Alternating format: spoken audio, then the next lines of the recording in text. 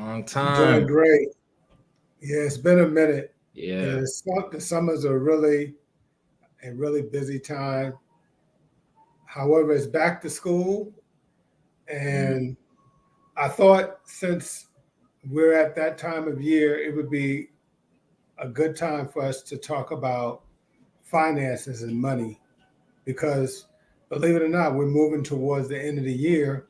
And I mm, don't know about you, but I remember growing up, back to school was a big thing, yeah. mostly because that's when you were able to get your new kicks and your new outfit. Yeah. But these days, some families get into financial trouble surrounding back to school. And right now I'm just talking about K through 12, but back to school is more intense when you're sending people to college. Mm, And I'm grateful to have two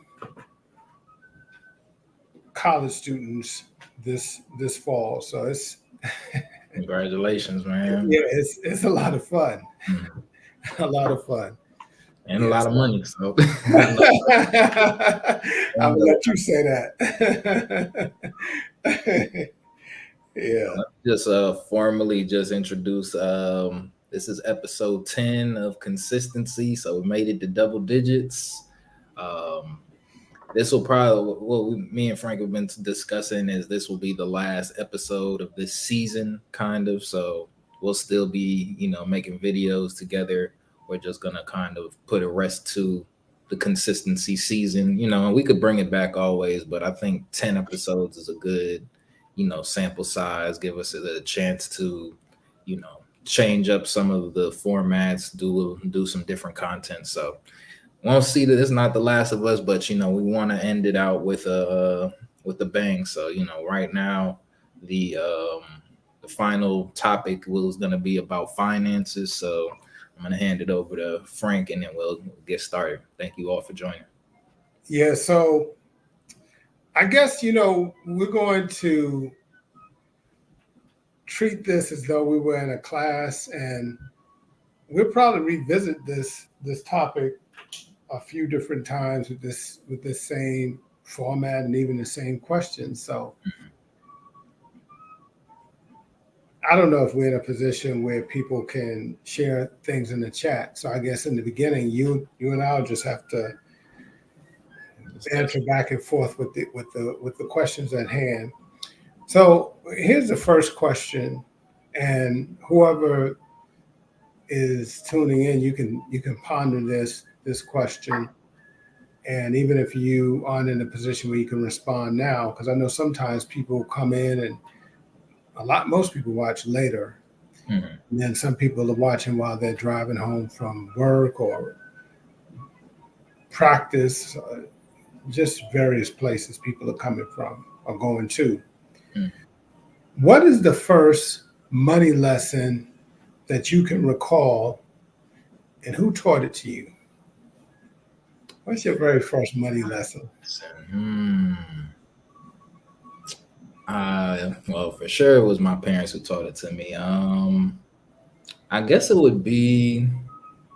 I think my first lesson in money wasn't necessarily like what my parents used to do. They used to buy me like a transformer or something that I really wanted, like a toy, and then I would have to kind of complete chores in order to kind of earn that toy. So they buy it from the store and keep it like at a high place to where I couldn't get it. And I remember having like a chore list, so I had to complete the chores, and after I completed a certain number of chores, something like that, then I got one toy, and then there was another one that I wanted too, so I had to keep going. So that was something very early on, I remember. And yeah, I think that was like the foundation for me understanding the concept of like working equals some value. So I think that was like probably my earliest memory of like a money lesson. Just like the harder you work, or if you do X amount of work, then you can get an outcome. So because they let me know that those toys are not free as much as I wanted them. So it's like in order to be able to have something fun that I wanted, because they did everything in terms of like necessity. So anything that I wanted for leisure, you had to work for and put in that effort, and then help around the house. So I was doing chores that I saw them doing. So it was like taking the load off of them having to clean something, them having to straighten up after me. So yeah, I would say that would be my first lesson. That's that's wonderful. So you made me think about something. So officially, are you Gen Z? Are you Gen Z? I'm millennial. You're millennial. Okay. Yeah. I'm like So one of the last ones. I think it ended in 95. So I'm 94. okay, you're at the very end. Okay. So I've got a question, and we always talking about the generations on this show, and what makes our show special. As you can see, Dre is totally black. I'm white, so you can already see we intergenerational, right? I'm Gen X. He's a millennial.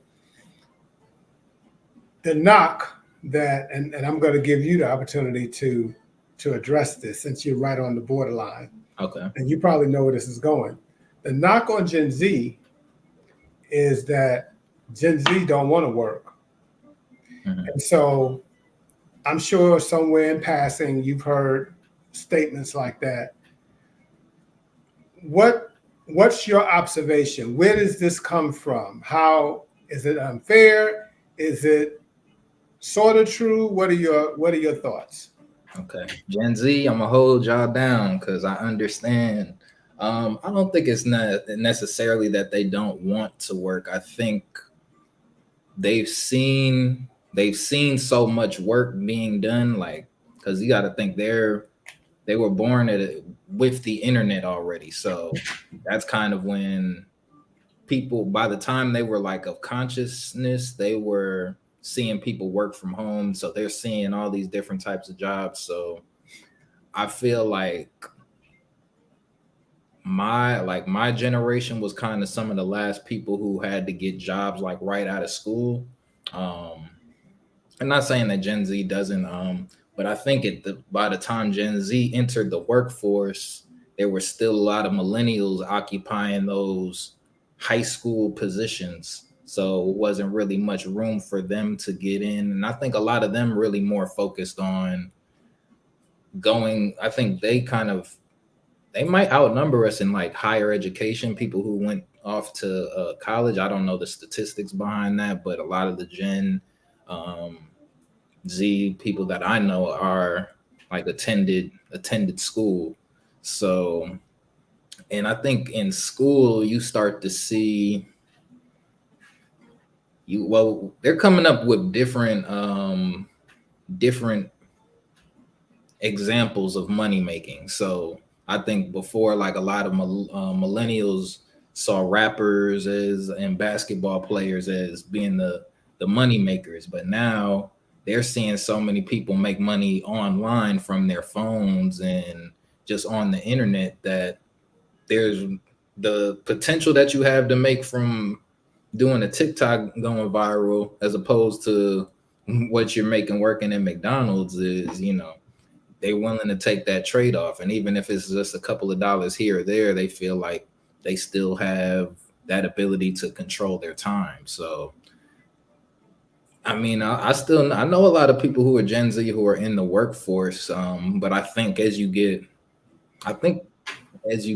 more to the end of Gen Z, like right when the Alpha generation came along, those are the ones who have really been in the internet era, where, and also the pandemic, like once the pandemic hit and they saw everybody kind of move from working in physical locations now to working at home, it's hard to convince them to leave the house to go try and get some employment for money. Like, to be honest, I think jobs where you're staying at home pay more than the ones where you're going to a physical location in a lot of situations. So I But let think me let me let me let me dive in, and I like everything that that you said, because it's important feedback. There's a lot of different ideas that are out there. I happened to be talking to a judge this weekend, Mhm. and he, as somebody that is in authority and hires people, he was one of the people that kind of gave me that feedback that I shared.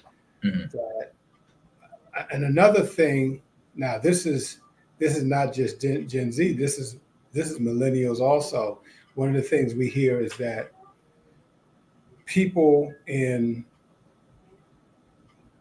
the millennial group and the Gen Z, they show up at the job, and the expectation is that they're going to make what the boss is making coming Mhm. through the door. Mhm. And so,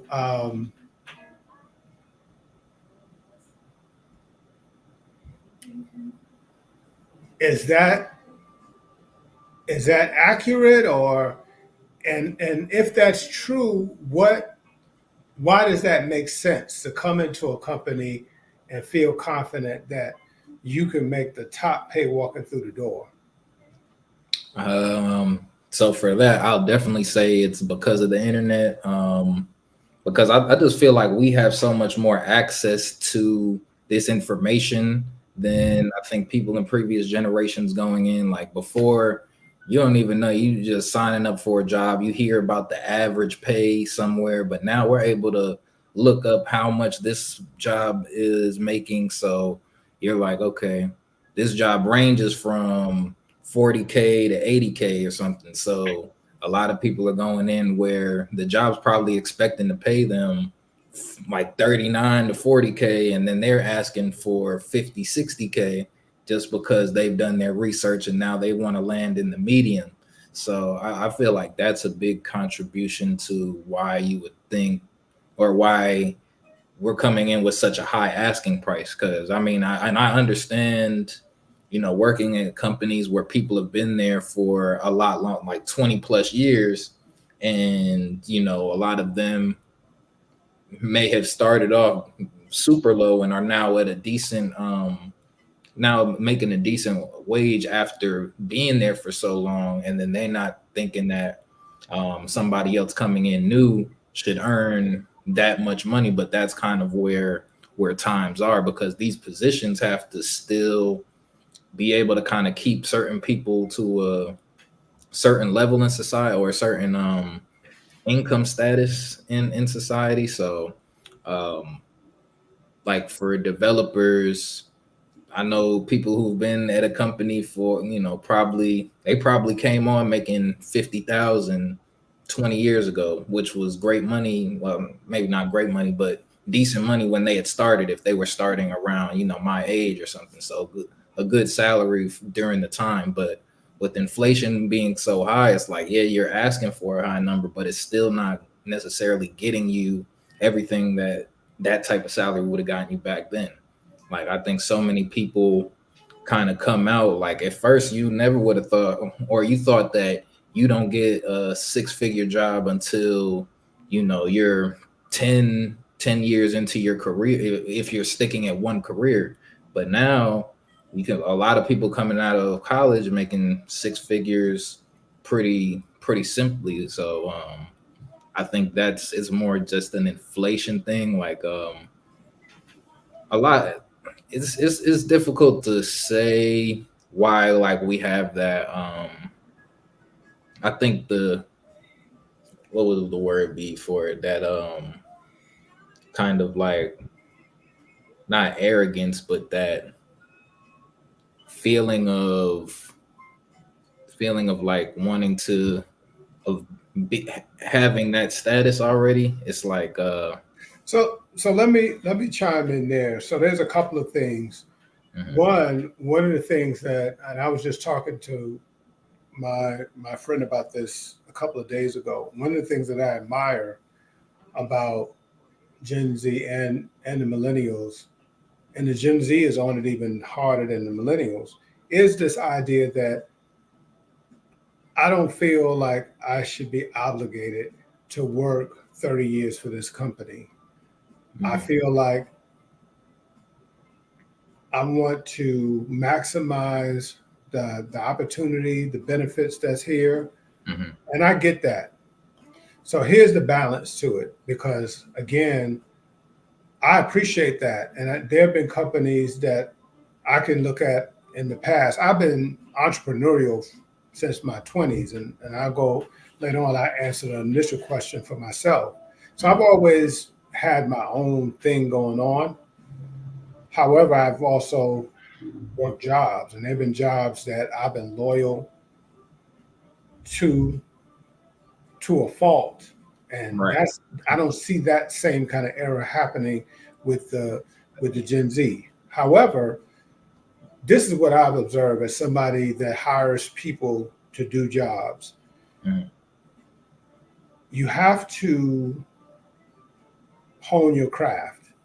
So even those people that you see, going back to the statement you were making earlier, people who become TikTok rich.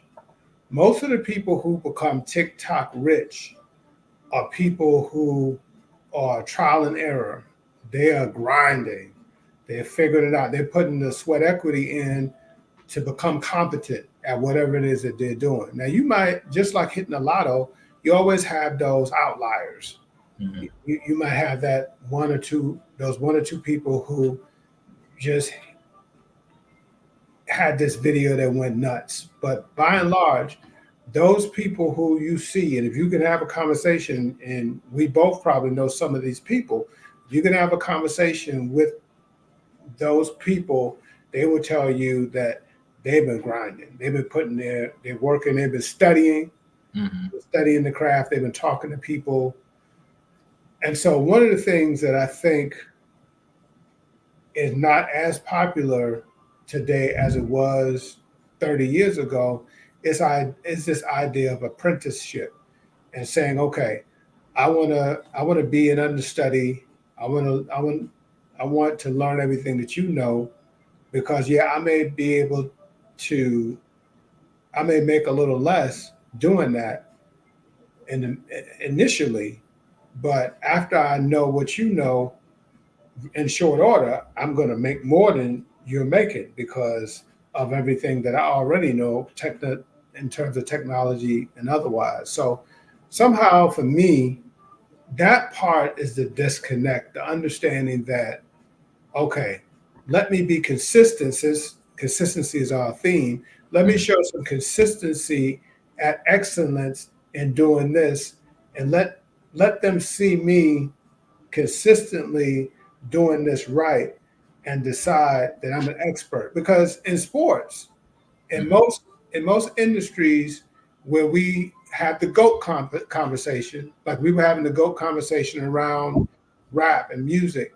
some Mm-hmm. weeks ago, almost everybody that we put the GOAT crown on, they've been consistent, Mm-hmm. and they've been putting the work in.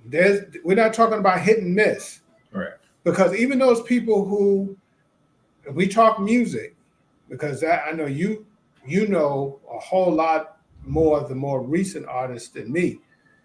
There's some people who have shown some talent. They may have had a hit, Mm-hmm. but most of us would agree that they'll never get the GOAT title because they don't have enough work. Right. They may have gotten to a point where they made a lot of money at some point. Mm-hmm. But now to talk about the ultimate of what we're after in this conversation, to get down to that legacy wealth, Mm-hmm.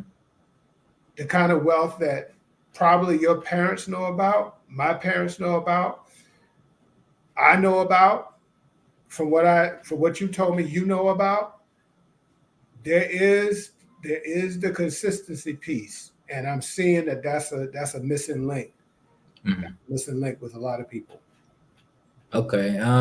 Yeah, so actually when it comes to that, I feel like we have to look at how, especially in the black community, we typically get jobs. So we're not in some of the industries that we're occupying or kind of leading a charge into. We're not necessarily going in knowing anybody. Like in most of the job, I had one job where I was kind of put on by a former friend, but other jobs I kind of came in through recruiters. So once you have a recruiter in that stance, then you're really more looking at it as a business aspect, because there is no real apprenticeship. Like, you kind of have to come in knowing everything that you have to do for the job. So no one's there to teach you how to do your job at a lot of these companies that people are working in. So you're looking at it like, okay, well, this was my skill set that I came in and was using to help this company. And now you're seeing that this same skill set is also in demand at other companies. So now, instead of continuing to hone your craft here at this company, you'll take your talents to a place where you're getting more, better compensated for it, and then start to, like, you're still honing your craft, but now you're just getting paid more while you're doing it. And I mean, that has its pros and cons, but ultimately I think that's what mostly kills the apprenticeship aspect of it, because there's so little space for people to, I don't really feel like the industry or industries right now are looking to teach anybody for the long term. Like, and a lot of people know that they're just as disposable as these companies. Like, they'll find another employee, and I think that lack of like personal relationship with people's employers, since these companies are so big, it's like, yeah, you don't even know half the people that you work with. You're working with hundreds and hundreds of people, and you're a lot of times your paths don't cross. So trying to find mentors within a company is difficult, and I don't feel like we have enough, like, probably established companies within the community for people to go in and learn, which I do think would be more beneficial in helping us grow. So that is important, and I believe that some of the people who are listening should position themselves, because there are people, there are Gen X, there are millennials, and that's one of the things that brought us together. One of the things that I admire about you, you have been paying it forward. How I met you was you was in the community offering to teach computers, and so paying it forward so that if more people did that, we would get further along. Mm-hmm. But I remember having a conversation with one of my mentors, and he's since gone, and I'm not going to name drop. I've been blessed to be mentored by some of the best, and then some of the best have been mentored by me. Like, for an example, one of my students was on the great food truck race this past season, and because of something called an NDA, non-disclosure agreement, there are different things that my hands have been on that I can't even talk about. Mm-hmm. But one of the things that my mentor said to me, because I was asking him, and he was a boomer. Mm-hmm. If he was still alive, I think he would be touching 90 or something like that. Very gregarious person. But anyway, I said, hey man, what do I need to do to be next up? And he was known for using some colorful language. He said some words to me and said, and you no, there's nobody standing around passing no batons out. Like, you need to be in position and grab the baton. And so for those people who are listening, here's the reality. Nobody's ever been standing around trying to give you their job, because ultimately, if people are focused, and we're talking about money, even though some people want to say, oh, I want to talk about 401ks and all that. If you listen, we're talking about money right now. Mm-hmm. There's never really been this situation where people are standing around trying to give you their job, because once they teach you, if it's a job, you're the next man up. Mm-hmm. What happens is you show that you're interested in being next man up. Now, Everybody's watched shows like The Wire and all those shows like that. I don't know why people think that something changes when you go into the legal workforce, because in the street workforce, there's an understanding that you got to get it out of the mud. You got to show that you ready to be the next man up. Mm-hmm. Take those hits. It's the same thing in the marketplace. You show up early, you leave late. Now, again, I know that people are kind of taught to put the lifestyle first, Mm-hmm. but the lesson that your parents taught you way back when with the toy was, no, you put getting your work first. Because the first thing now, to take it to the book, the first thing that Adam got was a job. Hey, your job is I've given you this beautiful place. Your job is to maintain it. Mm-hmm. And so I think that's a missing piece. There's this idea that the person that's going to mentor you is going to knock on your door. No, 90% of the time it's you looking. Okay, this person looks like he's on his game. Maybe I could take this person out to lunch. Maybe I could offer this person to have a cup of coffee with me. Mm-hmm. You initiate that. You take an interest, and now this person say, "Oh wow, this now." Not to be disparaging, but the person, if they're senior to you, they may say, "Okay, this kid right here seems to be impressive. Let me see. Maybe I will share a few things." Mm-hmm. And then if they see you implementing the things that you were shown, then next thing you know, they done taught you this and that.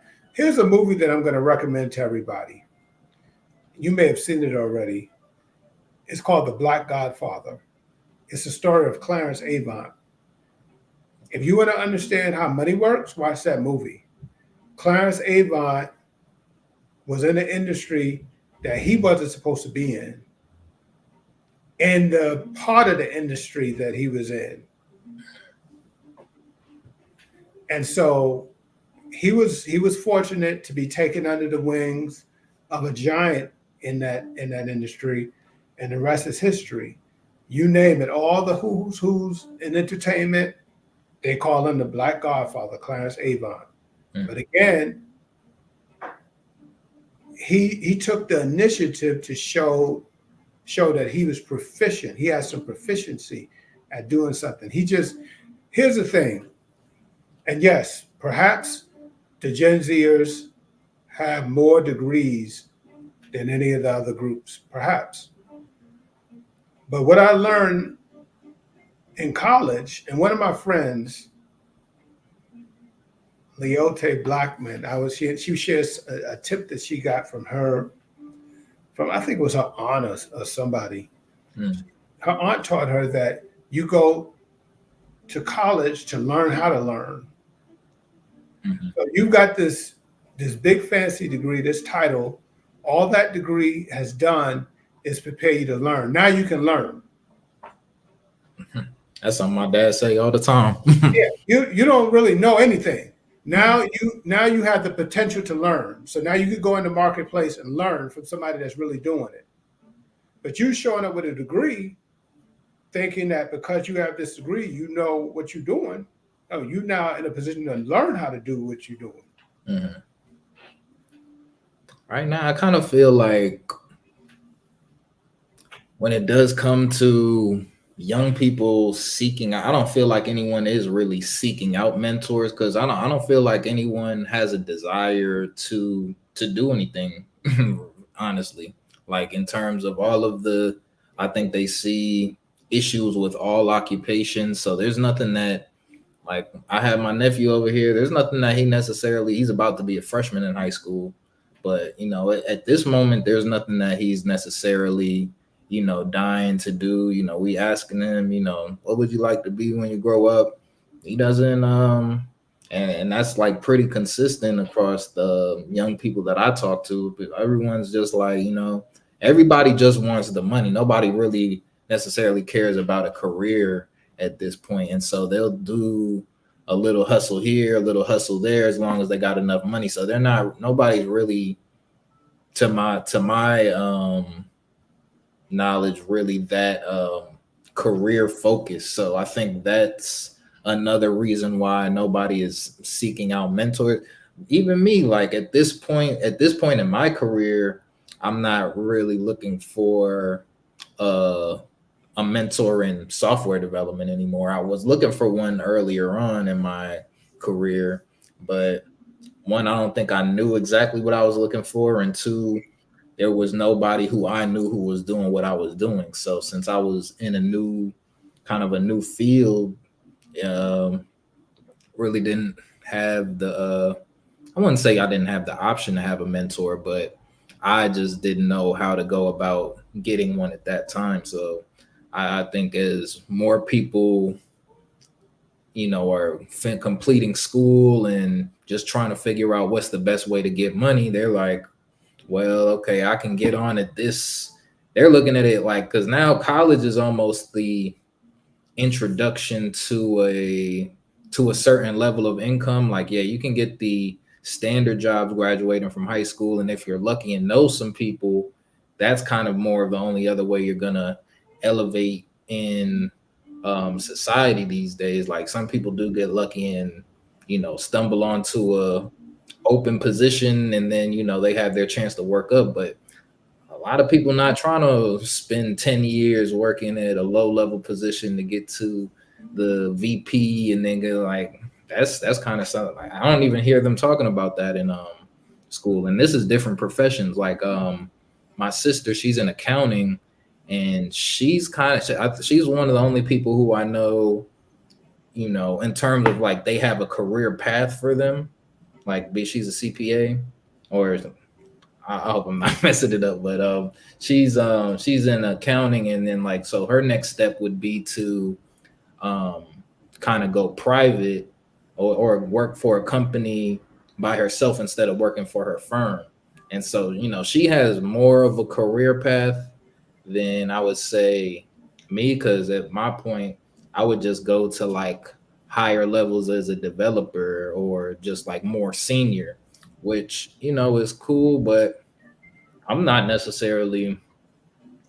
I don't see development being around for that much longer, honestly. Like, I see that job is one that's on the, I want to say, on the brink of extinction, but as we know it today, I don't see people being able to get to the next level of wealth just working one job. Like, you have to. I think the job is good until you can set up what else you want moving forward. But yeah, people, you can be content with where you are, or you can kind of prepare yourself to, you have to do something for yourself. If you're working for a company, you're gonna be kind of limited in how much wealth you can build. So here's a very important tip, and I hope this helps everybody. And maybe the course of our conversation was supposed to go this way, because anybody that's tuned in the past, these conversations are very organic. Now, don't get me wrong, I do have a notebook and with notes. I have a script, but we don't just follow the script. We just let it flow. We could do it. Don't think we. I just wandered on here. I got notes. So one of the things that I learned about the highest achievers is that every one of them that I've met, they all had a mentor. Mm. So it just is.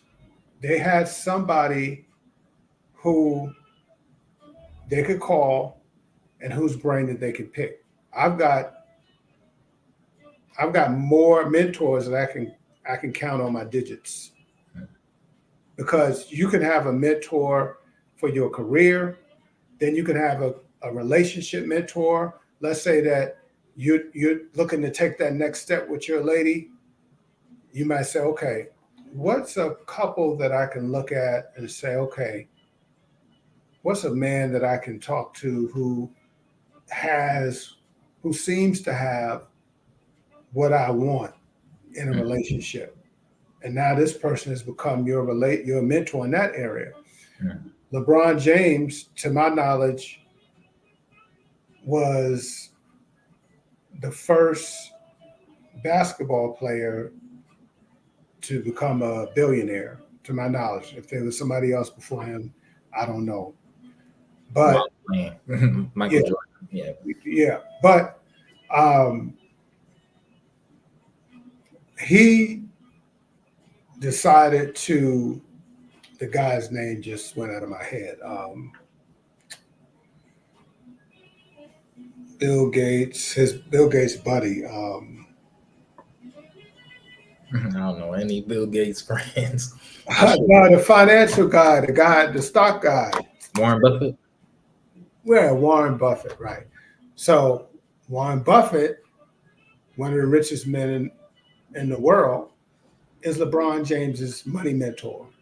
Mm, And so my point is that any area where you decide that you want to be a dominator, then get a mentor. Now, if you just want to, if you're in an area where you just want to touch it lightly, then maybe you don't need one. Now, the areas that I'm in, mm, that I'm known for, like, and that's the other thing. A lot of times people get confused because they look at a person like LeBron James, and LeBron James, his hand is in a lot of things.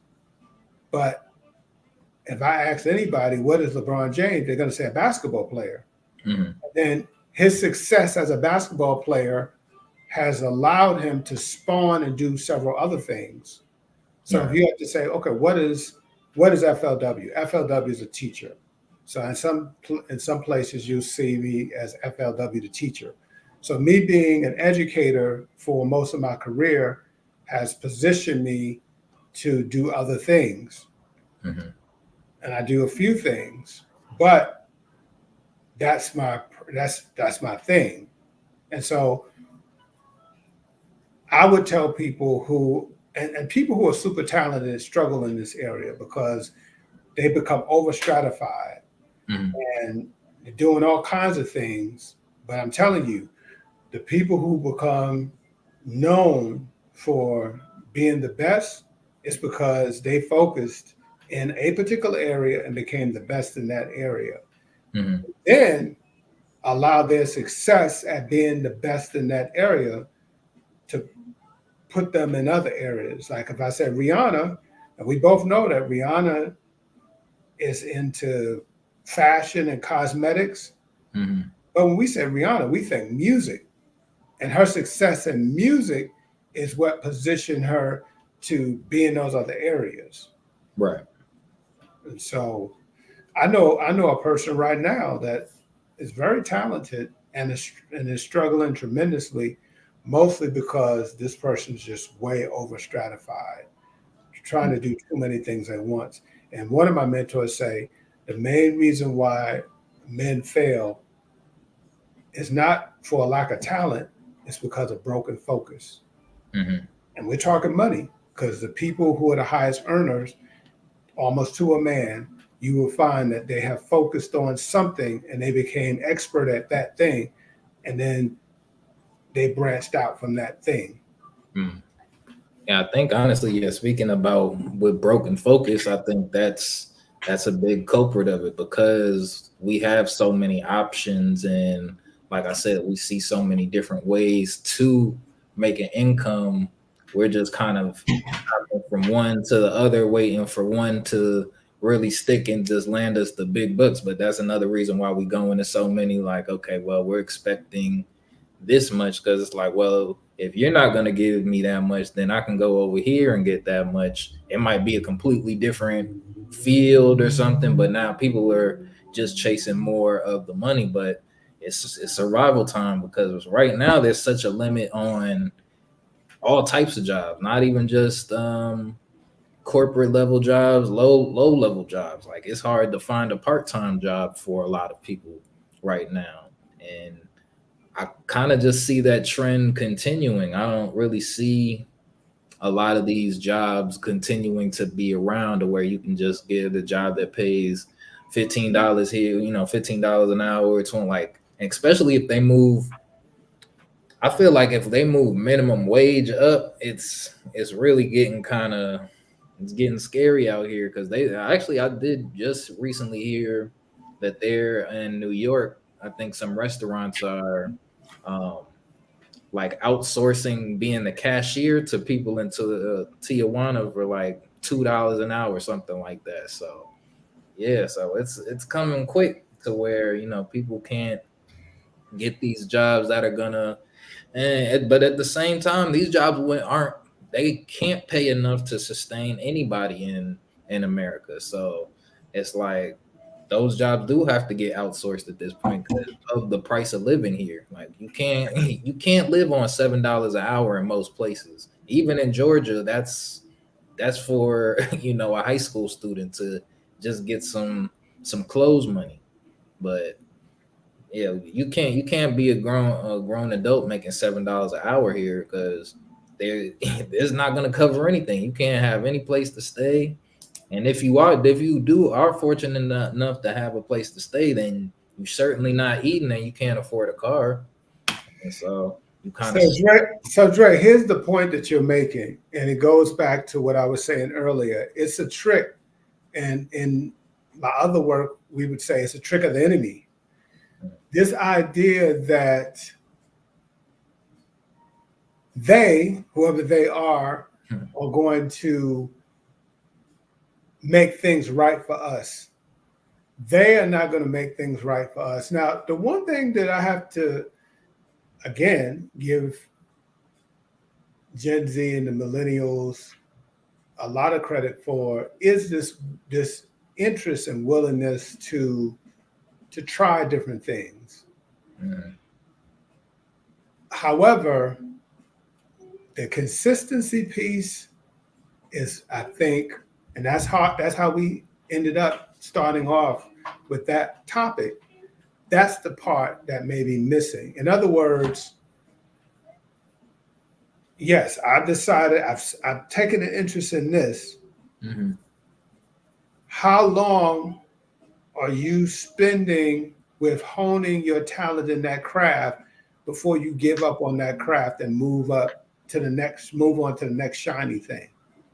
Because I'm gonna tell you this. Now Mhm. you're in technology and you see this, and I know this. First, I'm gonna share this. I was teaching a class on the Georgia Tech campus a couple of years ago. It was Mhm. a money class. And as I walked on the campus, I looked around and I noticed that most of the people that was passing me who were students were from somewhere in Asia, Mhm. predominantly, right? Mhm. And then you had some some European Americans, of course, and maybe if you came across 20 people on that campus, a half a person was so-called African American. Mhm. Now, what is happening? Because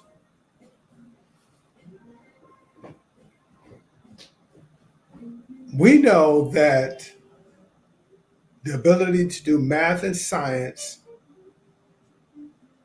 also rests amongst Black Americans. But why was there such a dearth of us on that campus? There's something to say about us putting a direct focus in getting involved in STEM. Mhm. Us talking it up, and then making a concerted effort to get in the game and do the work to stay in the game. Because in order to get on the Georgia Tech campus, you had to prove that you belong on the campus Mhm. by putting in the work in advance. Right. And then if you want to get into these high tech companies where you can make 90 to 150 coming through the gate, you still have to have proven yourself somewhere. Mm-hmm. So again, we're talking about consistency. One of the things I say to my sons who, well, one of them just left teenage, one of them just turned 20, I think.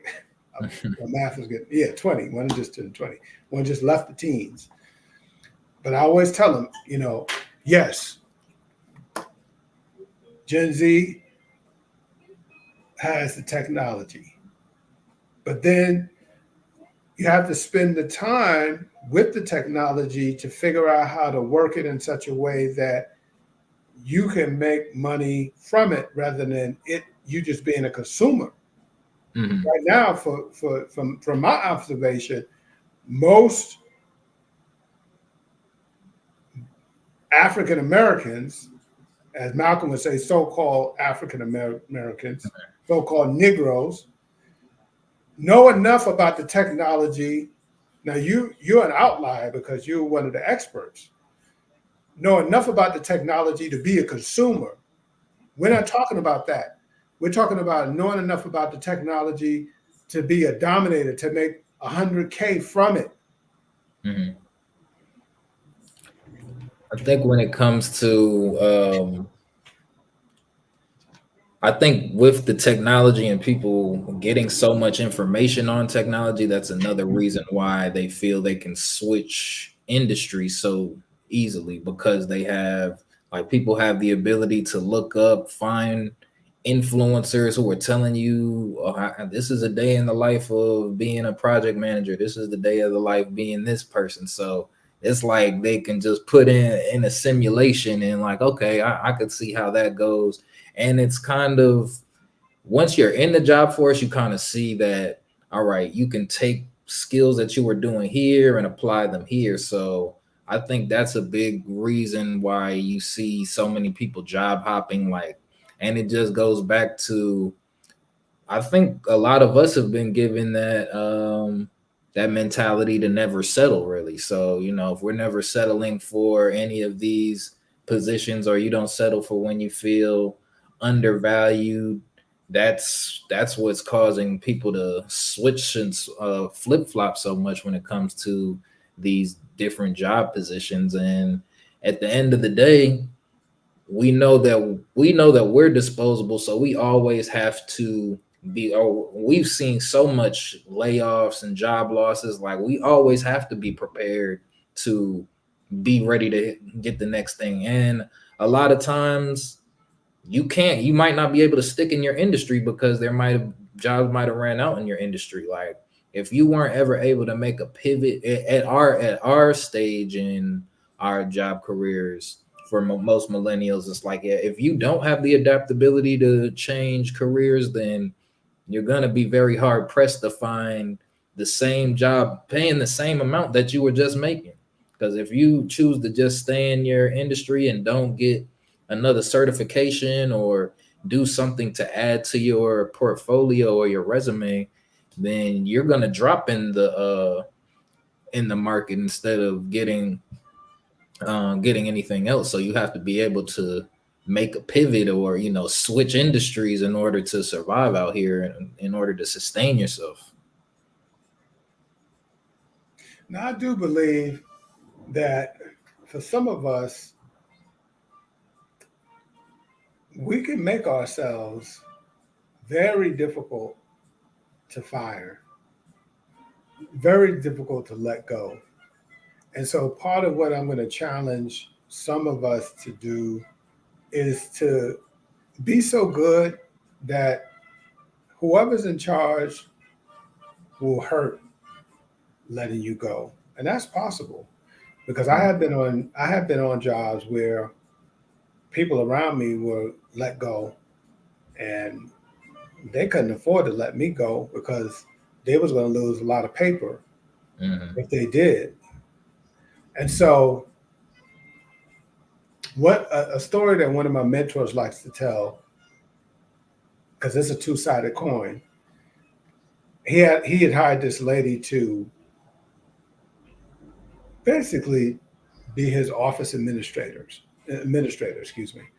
And so on this particular day, she had filed all of his papers and stuff, which we know a lot of those, a lot of the files are electronic now, right? People don't hardly file papers anymore in the office. But anyway, she had his, she had all his files messed up. Mm. He couldn't take it anymore. He fired her. Here was the problem, and this is for those of us who are on the side of hiring and so forth. Right. After he fired her, the office became like a funeral home Mm. because he didn't realize what it was that she brought to the office. Right. And a few days later, he regretted firing her because what he realized was that he had given her a job that didn't best suit her talents. Mm. And so on the there's another side to this, that those people who are listening who are employers and hiring people, do enough due diligence to understand who this person is and make sure that you put that person in the right place. Because if you take a star and you put that star in the back room, Mm. why? Because a star is meant to shine. You want to put the star up front. Mm. And so I think that, yes, you may have a lot of other people getting drained around you, but it don't have to be you, because you can decide that, hey, I feel sorry for y'all, but they need me. If I leave here, it's going to be because I left, not because they fired me. Right. And you know, in today's environment, and I know in the future show, I'm excited about you really drilling down on this AI thing. I'm gonna take a back seat and listen, Mm. because this AI thing is already changing the whole game, Yeah. which is to the point that you were making earlier. And I as much as AI is being talked about, hardly no one understands the impact of AI. AI is about to wipe out entire industries. And Right. once again, I'm concerned. I think some people have fallen asleep at the wheel. They're just kind of goofing off, and you're going to be hungry in a minute. You're Yeah. not going to be able to eat. You're not going to be able to get buy no beans, because you could see that the price of basic food is already through the roof. You Right. go in the supermarket, you just want to get a drumstick. One drumstick is $6. Mm-hmm. So you waiting for, you know, I'm gonna pull up, but I'm just saying, these politicians, they making they making promises, but all I'm gonna tell you to do, keep your eye on AI and make your necessary adjustments. I'm gonna let you talk a little bit on that. Okay. Yeah, with this AI coming in, I know I've said in the past, like, you have to be the person who, you have to use it in order to stay ahead of it. And that's still very true. But at the same time, with the rate at which things are coming, you may not have enough time to secure a new lucrative skill set in time, because I feel like my industry, it's not necessarily being wiped out to the point where companies don't need developers or anything, but the number of developers that a company would need in order to remain sustainable, and I'm talking about big companies, um, that is shrinking. And with the AI getting so advanced, it's going to be to where anybody who has their own business can almost utilize the AI for, as a developer. So, but that's why you have to kind of have your own business plan or business model that you want to execute and then you have to utilize the AI as your workforce moving forward. So there's a lot of things that humans aren't really wanting to do, or they're not trying to spend their time doing XYZ, even if it's moderately simple. A lot of it, like if it's keeping track of employees, or like an office data entry job, simple data entry jobs are on.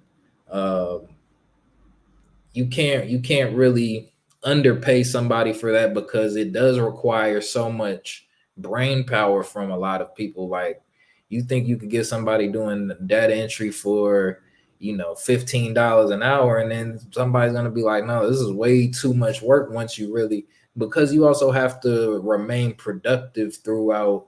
You have to find new ways to remain productive in a lot of these systems. So it's like, okay, and then that's how a lot of people get led to burnout, because I think that's another thing that's been underlooked, is how much burnout a lot of Gen Z and millennials go through by performing at high levels in order to make themselves want to feel valuable at a lot of these jobs. I see a lot of people burning out because they're trying so hard to show, because now you have to prove that you're being productive a little bit more, I think, in the workforce. So it's like, it's not even necessarily the work that you're doing, but you have to have the results ready for at any time if somebody asks you, oh, show me what you're working on. So it's like you're trying to remain, and I find myself dealing with that more. It's like you're searching for other things to do, other things to be productive on, so much that, I mean, you can get your job done, but when you constantly under, you feel like you're constantly under surveillance of, and somebody's always about to ask you, oh, what you working on right now? How long is that going to take you to get done? So it's a different level of stress that you're kind of under, and that surveillance kind of, it's tiring. So at the end of the day, you worked 8 hours. You like, man, I've been being watched for 8 hours, making sure I didn't sneeze wrong, this, that, and the third. So I think that's where the burnout aspect of this current system that we're in is affecting people, and also affecting, so because if people feel like they're under stress or they're being micromanaged 24 hours of the day, a lot of times they'll ask you to, they'll start the meetings a little bit early, they'll end them a little late, so you're giving all these little extra minutes places, so you're like, no, I need to be paid for this. So it's stuff like that. So it's still a struggle going on within our current workforce. It's just transformed, and now it's morphed into different ways of stress, and the stress looks different. So it's like, I'm not coming home, I'm working from home, like, I'm not dead tired, like I've been lifting things all day, but mentally I don't want to think of one other thing. I'm not trying to hold another idea in my head. I just want to watch TikTok, something like So Dre, you just explained something to me that I didn't really get until you said it, because I've heard that kind of feedback from particularly millennials and Gen Z. And you're right, because of technology, and you use the perfect word, surveillance, they do have the ability to keep up with you in a way that wasn't possible 25 years ago. that. And one of the problems that technology has created, like I know some high level executives, and they're expected to respond to text messages 24/7. They Mm-hmm. get, because with some of these, especially in the medical field, and well, in any of these international industries where you're dealing with people in China or you're dealing with people in India, they're in a different time zone. So you're getting text messages in the middle of the night, Mm-hmm. and you might try to get your inbox down on a particular day, and by the time you wake up, it's already big and hefty all over again. And 100. so, to your point, some people feel like they are working nonstop and under surveillance at the Right. same time, and that's tough. I can see that, and so thank you for sharing that, because that is a stress that wasn't there. Now it's a two-sided coin with that in some respects, because um, I was with a manager last week.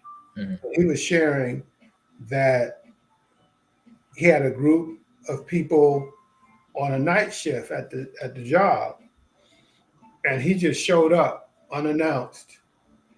And he never said whether he was shocked at what he found, Mhm. but people, people just, they were supposed to be working, Right. but people just lounging, sipping beverages. I wanted to ask him whether somebody had lit one up, but I didn't have the courage to ask him that.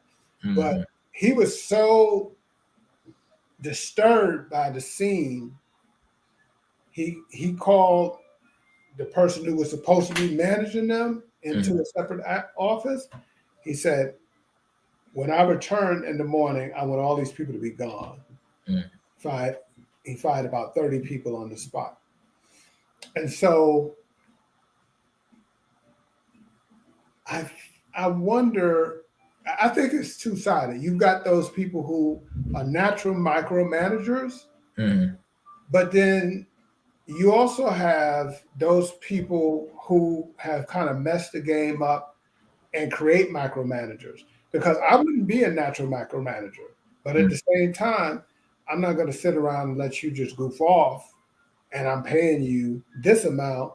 And I'm wondering why, if I budgeted this amount of time to get a job done, why it seems like it's getting half done all the time. It's because you're waiting to the last minute to start working because you goofed off Right. for the first 6 hours.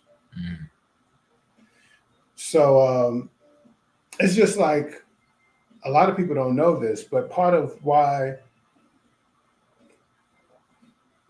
it feels like trying to get your immigration documents to rent a car now is because of criminals. Right. What happened? I think it happened. I think it. What I'm about to describe happened in Atlanta. These crooks took a whole bunch of rental cars, using different schemes, Mhm. and that's part of the reason why now, in order to rent a car, you have to have a major credit card. You have to be this age, Mhm. blase, blase, blase. And so sometimes people who have acted badly, they create these systems necessary to respond to those bad actors, Mhm. you know. So And then, so in those situations, so now say you have a hard worker in a bad environment now. So now they're being micromanaged, even though they're doing all of their work. So now that's a whole nother stress. So yep. now they got to get out of that situation. And because now they're hypersensitive to the fact that they might be, and they got to make up for this person's work. So that happens on all levels. And so, you know, a lot of the people who you don't see as maybe being consistent at a particular job, they're like, if I continue to perform at this high level, knowing that other people around me aren't doing so, then I'm getting burnt out. So, and that's where, and then when you add in black people working in these different forces, now you feel like you're hyper focused on, because you feel like you're representing, and you don't want to be a bad representation for your people. So that adds a whole, that was one of the first stresses that I realized. And it wasn't even necessarily that anyone was focusing on me more because I was black. It's just how you kind of naturally feel when you look around and you're like, okay, well, what's the difference between me and them? It's like, oh, okay, well, I mean, I am black, and so it's just like I'm one of the only people. You don't have anyone else to, kind of measure or compare yourself against, in those regards. So it just leads to, and it's mental. So, you don't really have anyone to talk to. That's one thing where, a mentor would come in handy for people who are new in the industry. But, when you don't have that, then you're kind of forced to take on all that stress on your own. And to your point, there often is, especially if the people who are in management haven't had any exposure, and that's why DEI is so important. Mm. They haven't had any exposure to working with people of color, because in your industry, I can imagine you might be deployed to Idaho, South Dakota.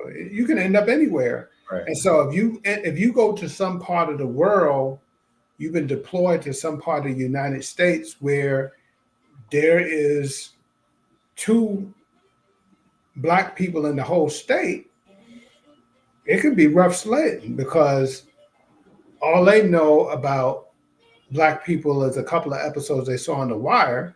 So Mhm. now, they're looking at you like, is this person going to rob me? They're not sure if you're capable of actually doing the work. They think that DEI got you your job, so Mhm. you're not really capable of Right. doing the work. You got on, you got into college on some kind of BS because they had to let you in for a quota. Mhm. All this stuff is floating out there, and you Right. have to prove. But here's the reality. I have found that in most of the cases, and of course, you've got those people who really didn't qualify that end up in certain spaces. But typically, I find that if you've got a black person who've gotten hired, they're one of the most qualified people in the place, because they've had to do so much in order to find themselves in that space. Right. Mhm. That, I mean, especially in your field. Now, in these other fields, social services fields, not it may not be true, but in the specialized fields, usually if you find a person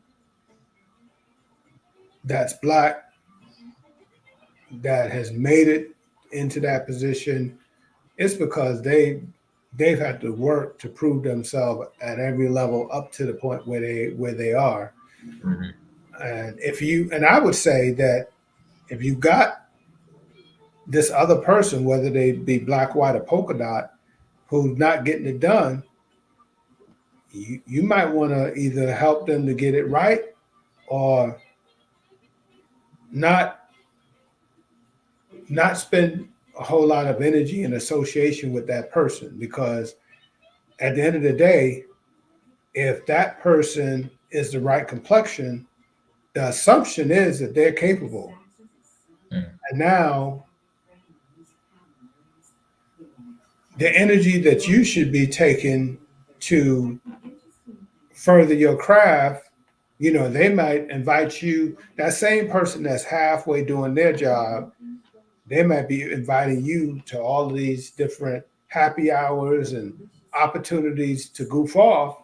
Mhm. But the penalty for goofing off is going to be harder on you than them. So you Right. also have to understand how the game works. Because So that's also another whole different aspect of what it means to climb the corporate ladder. Because some people, their climb is at the happy hours, that's right. and from a relationship standpoint.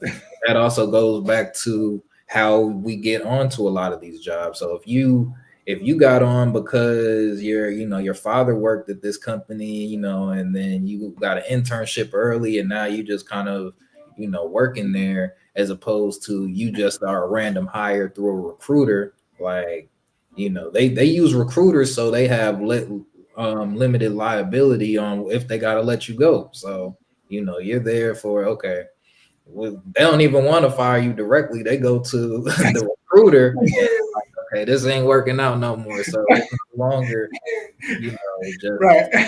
We're not going to be able to keep your guy. right.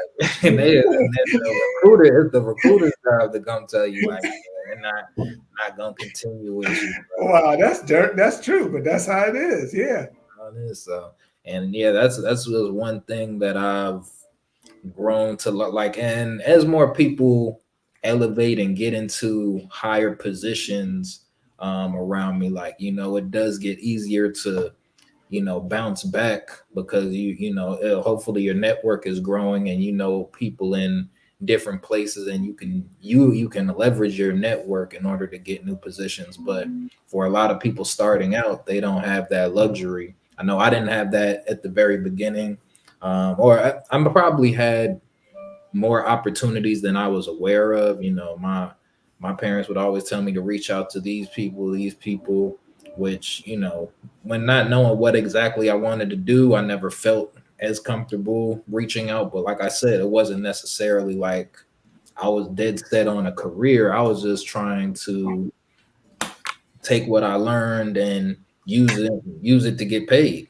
That was more how I was looking at it. So, if I was able to get paid by building websites for people, I would have much preferred go on that route. But, just at the rate that things were going with me, with my entrepreneurial route, as opposed to how much I was not making by not doing going to a 9 to 5, the opportunity cost was just outrageous. So that's kind of how I got here. And you raise a good point, and I mean, you were alluding to this earlier, and in some companies, clearly nepotism rules. I think that as a company expands, even where a lot of that takes place, again, those people who decide that they're going to be stars, you can become a part of the family. Because if you're a star and they realize that if that company is about making money and they realize that you're a big part of that, then you become a part of the family.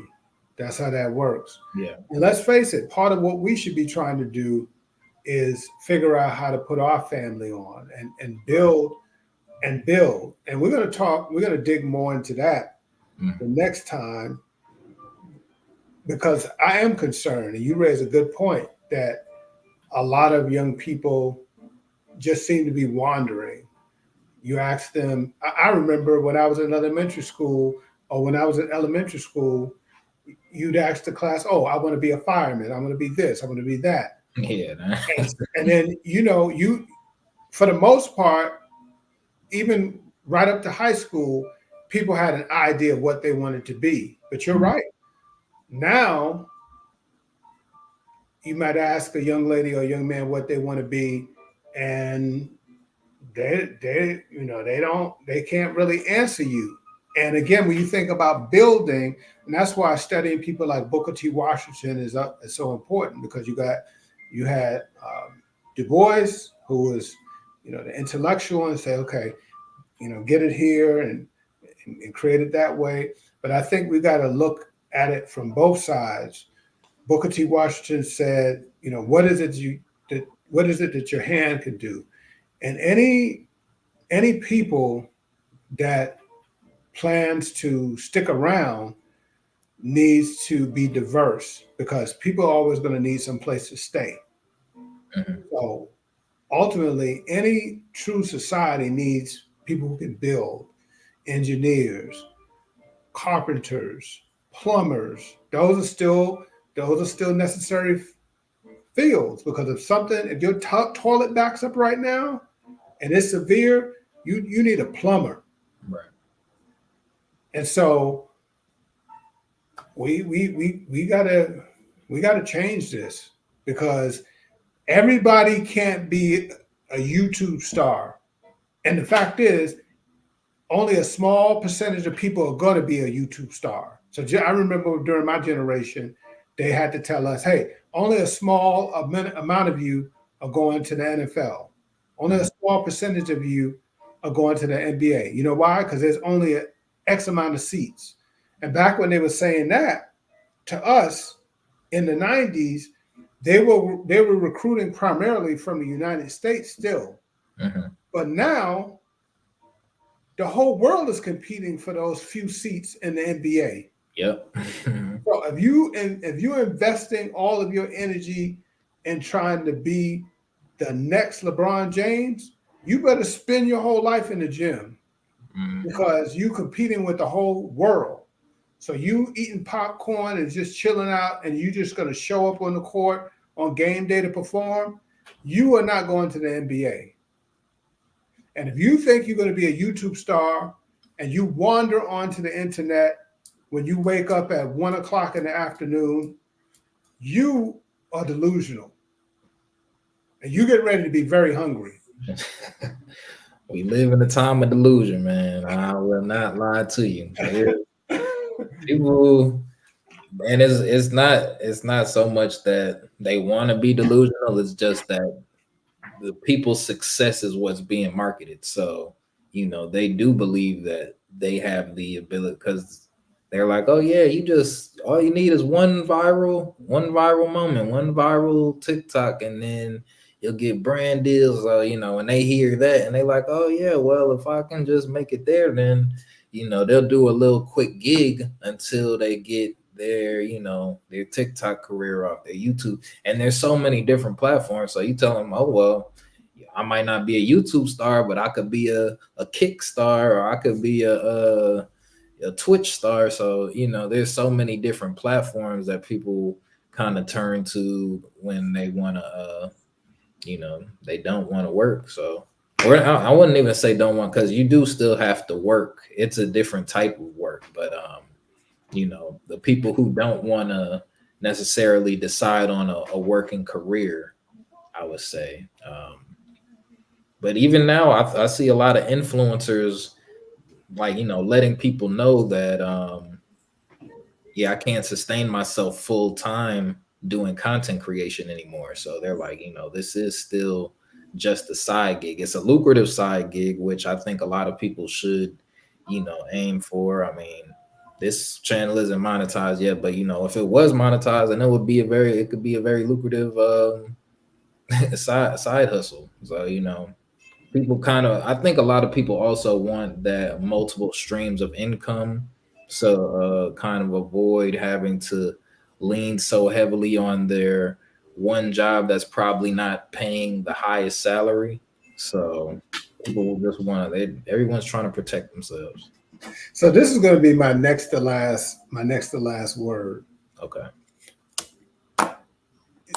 Those people who fantasize about being the next TikTok sensation, and you're not putting in the sweat equity, you're not getting the right equipment to actually do that, you're no better than the people that I have to stand in line behind for 20 minutes because you got the line at the register tied up, goofing off with those scratch offs. Mm. I'm trying to buy gas, and you're standing at the register for 20 minutes, goofing off with the scratch offs. It's a good analogy. So, how many of you, have gotten rich off of those scratch offs? So, you're in your mind, you're going to get rich as a YouTube sensation, putting in the amount of effort that you're putting in. You might as well go goof off with those scratch offs. But honestly, what the differences between the scratch offs is that with social media, it does require a certain level of consistency now.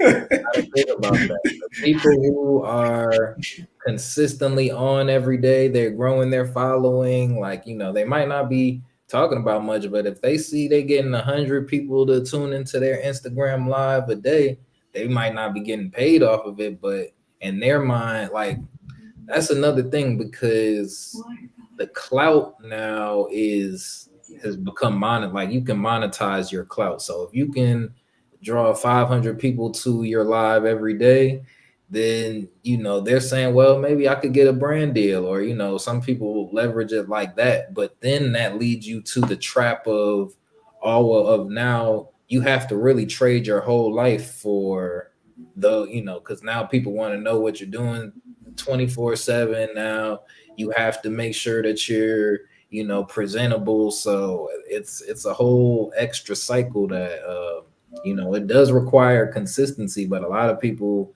don't. But then it gets back to your life's under surveillance 24/7, just like at one of the regular jobs. So now you really can't escape that feeling of always being watched and all. Like, so now I look at that as almost worse, trying to be an influencer right now, because you really have to give up your whole life to make any type of money consistently. And So that was my whole point in making that analogy, because I work with somebody right now that's trying to get it out of the mud as an influencer. And I learned exactly what you said, that you, before they will allow you to be considered X, you got to have X amount of followers. yeah, So you still have to put the work in to have those followers. yeah, So people, again, some people are delusional. They think that they're going to hit it big with this one video. They never got to the point to realize that you can't hit it big until you've got a certain amount of followers. They haven't even taken that step to know that. right. Mhm. Well, man, this is another good one, and I think we have to do a better job of circulating these, because there's some people who could really benefit from this information. People who are really struggling, they don't even realize how much they're struggling until they hear the information that we're sharing. So I'm going to work to do a better job of sharing this, and in the future months, as we look to monetize this and take all of this to the next level, we'll also eventually get to the point where we provide links and stuff in advance. So we're taking our time and getting there. Right now, we just agreed to do this to be a part of the solution, pay it forward, get the information out. But we're gonna ratchet it up a little bit in the coming months. So keep your eye on us. Yeah.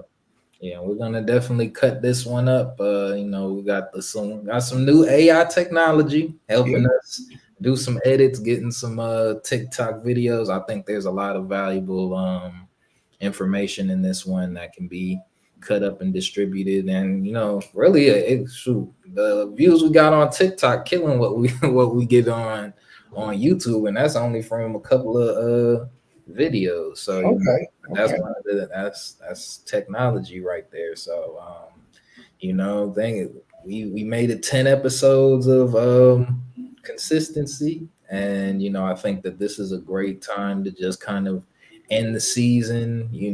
I think things do need to kind of have a stopping point, a place of reflection. We've grown a lot. People who watching have grown with us. So we thank everybody who's watched and continue on this journey with us. And we'll definitely have more to come. So thank you everybody Yeah. for Thank you. Thank listening. you. We appreciate it all, and we'll see you guys next time.